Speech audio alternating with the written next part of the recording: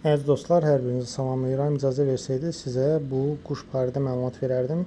Xatırlayanlar xatırlayır. Keçən illəri biz bu quşu yerdən tapmışdıq öz həyətimizdə. Bir çoxsu bildirdi ki, bu əbabil quşudur.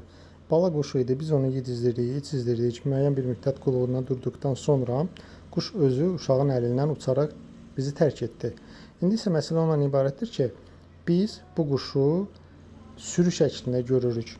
Əgər həqiqətən də əbabil quşudursa, biz istədik bu yəni gördüklərimizi sizinlə bölüşək. Səhər-səhər qapını açanda saat 9-a qədər bu quşlar səhər tezdən uçuşurlar.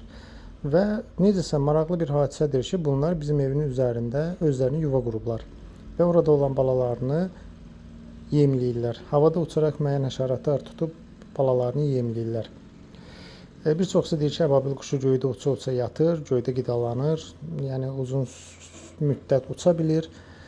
O hissəsini deyə bilmərəm, amma mən öz gördüyümü sizinlə bölüşmək istəyirəm ki, həqiqətən də bu quşlar digər quşlar kimi müəyyən bir yerdə yuva qurur. Bu da göydə çəkdiyim şəkildə skrin eləyib sizə sübut edirəm ki, qaranquş deyil, sırf bu əbabil adlanan quşdur.